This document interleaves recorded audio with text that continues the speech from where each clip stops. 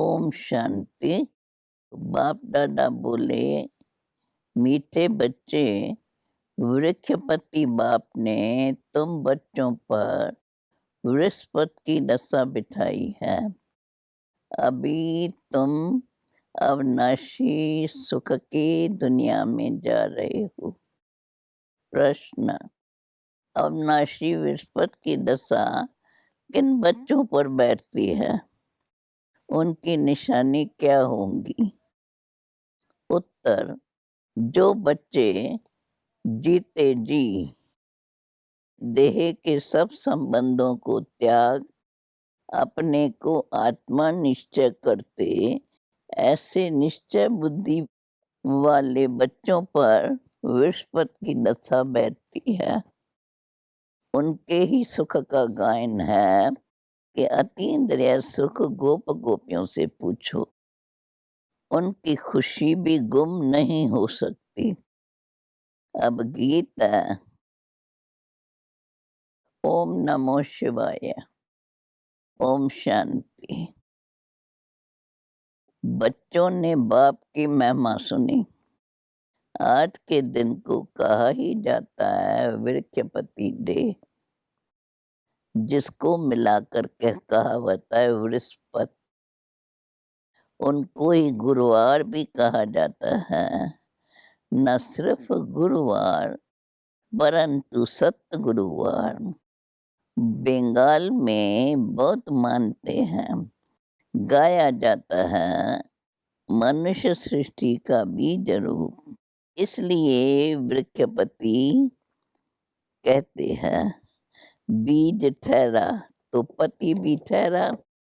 वृक्षपति के बीज को बाप भी कहेंगे, उनसे वृक्षपति होता है। ये है मनुष्य सृष्टि रूपी झाड़। इनका बीज ऊपर में है। तुम जानते हो, हम बच्चों पर अब अविनाशी वृक्षपति की दशा है, क्योंकि अविनाशी स्वराज्य मिल रहा है। सत्य को कहा ही जाता है अविनाशी सुखधाम। कलयुग को कहा जाता है विनाशी दुखधाम। अभी दुखधाम का विनाश होना है, सुखधाम अविनाशी है। आधा कल्प चलता है, जो अविनाशी वृक्षपति स्थापन कर रहे हैं। बच्चों को सर्विस के लिए पॉइंट्स नोट करनी है। प्रदर्शनी में यह भिन्न भिन्न पॉइंट्स मुख्य समझाने की है, क्योंकि मनुष्य तो कुछ भी जानते नहीं। बरोबर ये है ज्ञान। अब बाप ये ज्ञान देते ही है नई और पुरानी दुनिया के बीच में। फिर यह प्रायलोप हो जाता है। देवताओं को तो यह ज्ञान नहीं होता है। अगर यह चक्कर का ज्ञान हो तो फिर राजाई में मजा ही न आवे। अभी भी तुमको ख्याल होता है क्या राज लेकर फिर हमारी यह हालत होंगी? परंतु ये तो ड्रामा अनादि बना हुआ है। चक्कर को फिरना ही है। वर्ल्ड की हिस्ट्री ज्योग्राफी रिपीट हो रही है। कैसे रिपीट हो रही है ये तो तुम बच्चे जानते हो। ये है मनुष्य सृष्टि। तुम्हारी बुद्धि में मूल वतन का झार भी है। सेक्शन सबका अलग अलग है। ये बातें कोई के बुद्धि में कभी नहीं होंगी। कोई शास्त्रों में तो यह लिखी हुई नहीं है। हम आत्मा असल शांति धाम की रहवासी है, अविनाशी है, कब विनाश को नहीं पाती। वह समझती है बुद्ध बुद्धा पानी से निकल फिर उसमें मिल जाता है। तुम्हारी बुद्धि में सारा राज है। आत्मा अविनाशी है, जिसमें सारा पाठ नूंदा हुआ है। ये चक्कर के कारक नॉलेज कोई शास्त्रों में नहीं है, बल कहाँ-कहाँ स्वास्थ्य का पाठ नूंदा हुआ है। ये चक्कर की नॉलेज कोई शास्त्रों में नहीं है, बल कहाँ-कहाँ स्वास्थ्य का भी दिखाते हैं। चक्कर की सिर्फ ऐसी-ऐसी लकीर लगा देते हैं, जिससे सिद्ध होता है अनेक धर्म थे, अनेक बाप ने समझाया है। मुख्य धर्म और शास्त्र है 4। सत्युग त्रेता में तो कोई धर्म स्थापन होता नहीं, न वहाँ कोई धर्म शास्त्र होता है। ये सब द्वापर से शुरू होते हैं, फिर देखो कितनी वृद्धि होती है। अच्छा, गीता कब सुनाई गई? बाप कहते हैं मैं तो कलप के संगम युगे ही आता हूँ। उन्होंने फिर कल्प अक्षर निकाल सिर्फ संगम युगे युगे लिख दिया है। वास्तव में संगम युगी और कोई धर्म स्थापन नहीं करते हैं। ऐसे नहीं कि त्रेता के अंत, द्वापर के आदि के संगम पर इस्लामी बुद्ध धर्म स्थापन हुआ। नहीं, कहेंगे द्वापर में स्थापन हुआ। यह संगम का सुहावना समय है, जिसको कुंभ कहते हैं। कुंभ संगम को कहा जाता है। ये है आत्माएं और परमात्मा का मिलन का संगम। ये रूहानी मेला संगम पर ही होता है। उन्होंने पानी की गंगा का नाम बाला कर दिया है। ज्ञान सागर पतित पावन को जानते ही नहीं। उसने कैसे पतित दुनिया को पावन बनाया, कोई शास्त्रों में नहीं है। अब तुम बच्चों को बाप कहते हैं, बच्चे माम एकम याद करो, देख के सब धर्म त्याग। किसको कहते हैं? आत्माओं को। इसको कहा जाता है जीते जी मरना। मनुष्य शरीर छोड़ते हैं तो देह के सब संबंध छूट जाते हैं। बाप कहते हैं जो भी देह के संबंध है वो सब छोड़ अपने को आत्मा निश्चय करो, आत्मक बुद्धि बनो। जितना जास्ती याद करेंगे तो विस्पत की दशा होंगी। जांच करो हम शिव बाबा को कितना याद करते हैं। याद से ही जंक निकलती जाएंगी और तुमको खुशी महसूस होगी। हम आत्मा कितना बाप को याद करती है। अगर कम याद करेंगे तो कट भी कम निकलेंगी, खुशी भी कम रहेंगी, पद भी कम पाएंगे। आत्मा ही सतो रजो तमो बनती है। इस समय का ही गायन है। गोप गोपियों के अतीन्द्रिय सुख का और कुछ भी याद नहीं पड़ता है सिवाय बाप के। तब ही खुशी का पारा चढ़ेगा। हमारे ऊपर विस्पत की दशा अथवा सतगुरु की दशा है। फिर कभी खुशी गुम हो जाती है तो कहते हैं विस्पत की दशा बदल राहु की बैठी है। कोई बहुत शाहूकार होते हैं, कोई सट्टा लगाते हैं। ये देवाला निकला है। भारत में ही जब ग्रहण लगता है तो कहते हैं दे दान तो छूटे ग्रहण। तुम्हारा देवी देवता धर्म भी 16 कला संपूर्ण था। उनको ग्रहण लगा हुआ है। राहु की दशा बैठती है, इसलिए देवताओं के आगे जाकर गाते हैं आप सर्वगुण संपन्न है। बाप भी समझाते हैं तुम देवी देवताओं के भी चित्र है।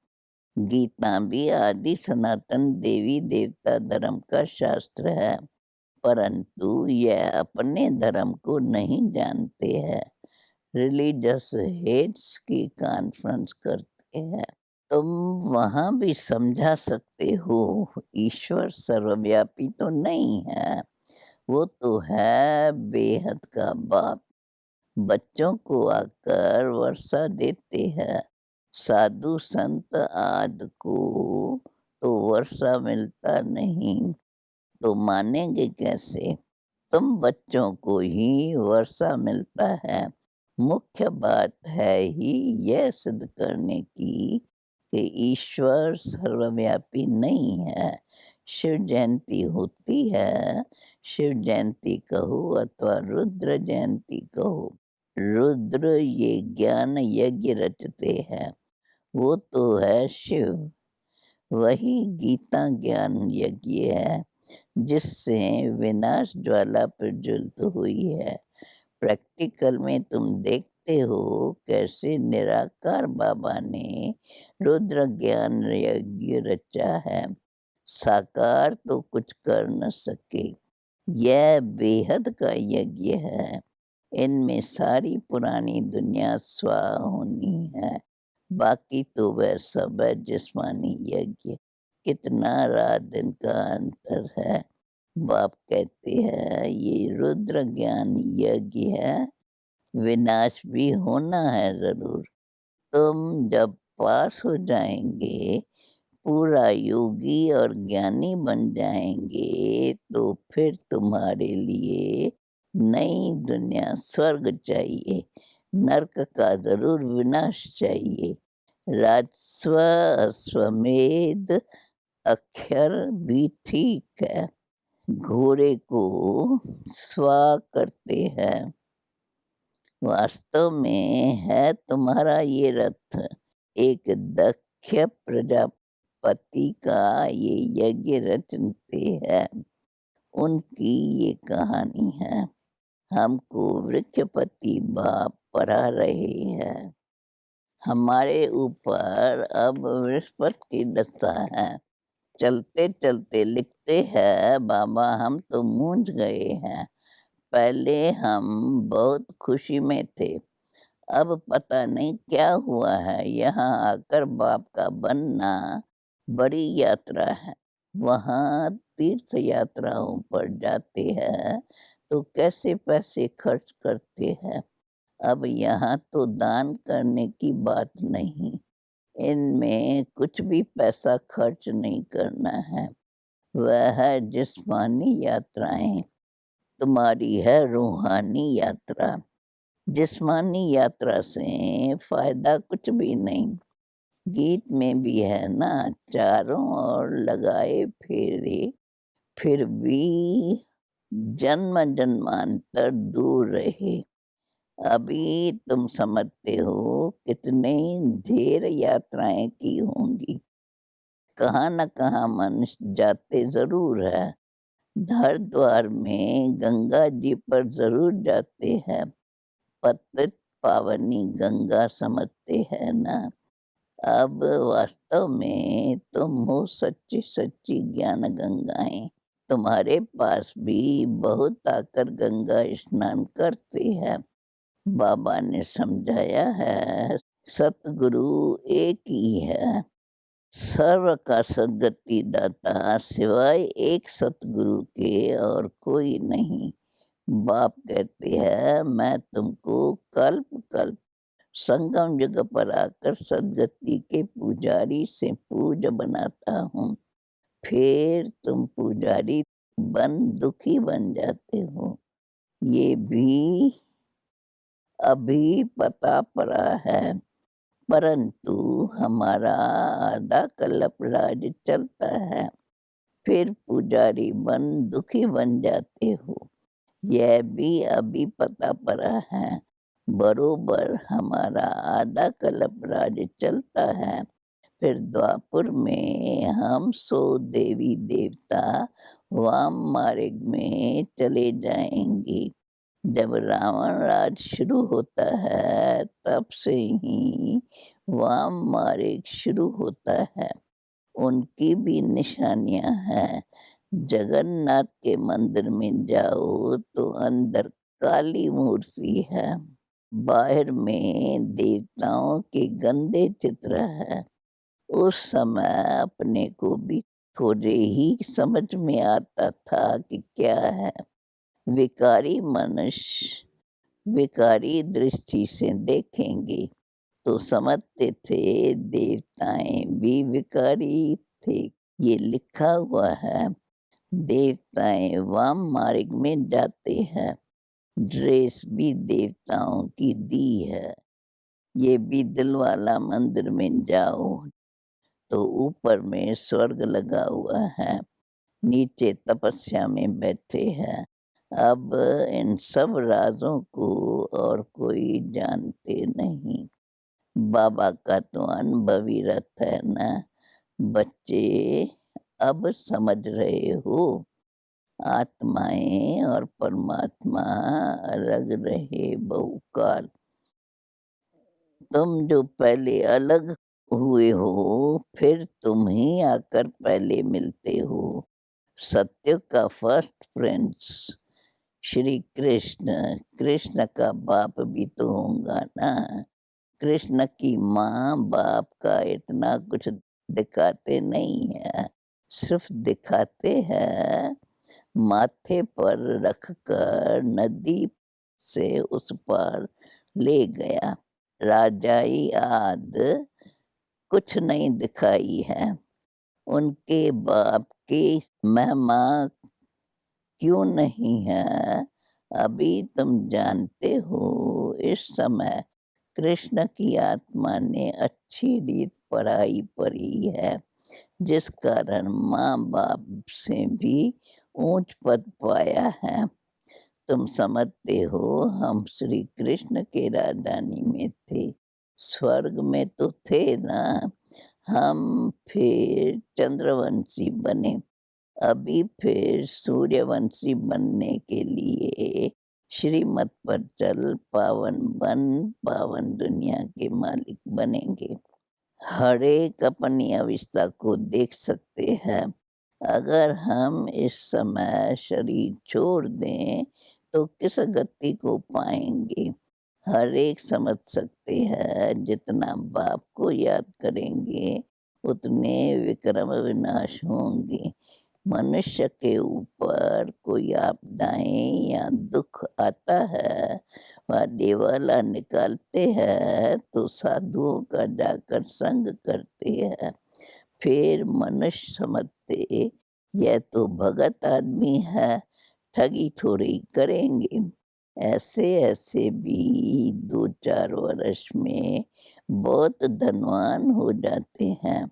उनके पास बहुत छपे हुए पैसे होते हैं। हर एक अपनी बुद्धि से समझ सकते हैं। तुम्हारे में भी बहुत है जो बहुत कम याद करते हैं।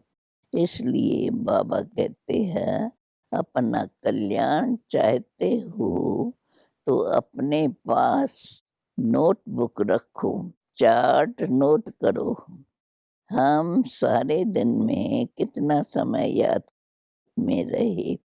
मनुष्य तो सारी जीवन की भी हिस्ट्री लिखते हैं। तुमको तो सिर्फ याद का चार्ट लिखना है। अपनी ही उन्नति है। बाबा को याद नहीं करेंगे तो ऊंच पद पा नहीं सकेंगे।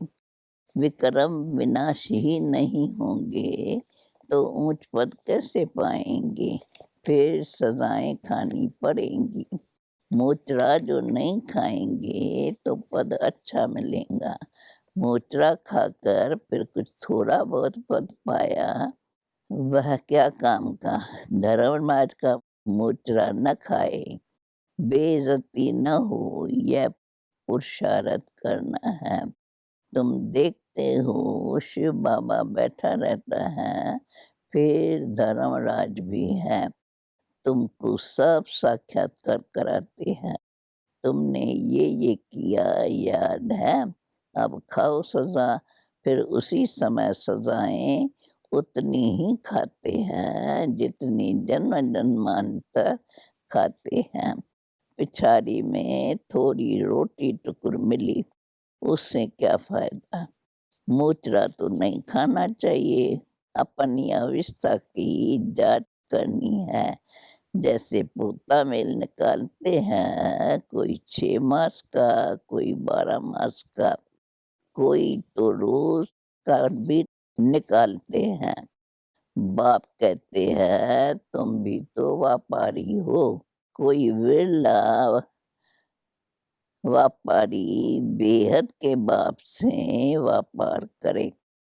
धन नहीं तो तन मन तो है ना। उनको शराफ भी कहते हैं। मटा-सटा करते हैं ना। तुम तुम तन मन धन देते हो, तो रिटर्न में 21 जन्म के लिए कितना वर्षा पाते हो? बाबा, हम आपका हूँ। ऐसी युक्ति बताओ जो हमारी आत्मा और शरीर इन लक्ष्मी नारायण जैसा बन जाए। बाबा कहते मैं तुमको कितना गोरा बनाता हूँ, एकदम रूप ही बदल देता हूँ। दूसरे जन्म में तुमको फर्स्ट क्लास शरीर मिलेगा। तुम वैकुंठ में भी देखते हो। तुम जानते हो ये मम्मा बाबा फिर लक्ष्मी नारायण बनेंगे। एम ऑब्जेक्ट भी दिखाते हैं। अब जो जितना पुरुषार्थ करके आगे पुरुषार्थ पूरा नहीं करेंगे, दम चक्कर मचाएँगे तो अपना पद ही भ्रष्ट कर देंगे।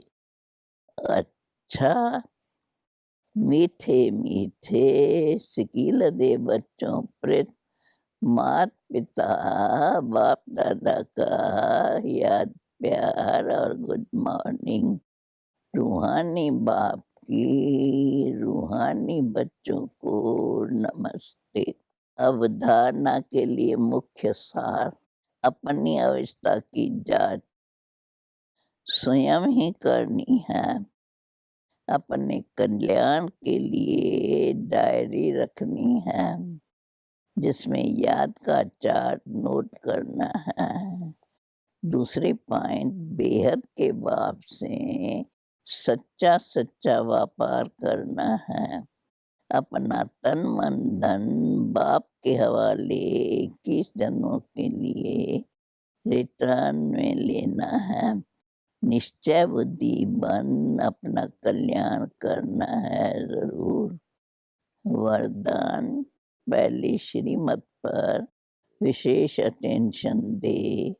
फाउंडेशन को मजबूत बनाने वाले सहज योगी भव।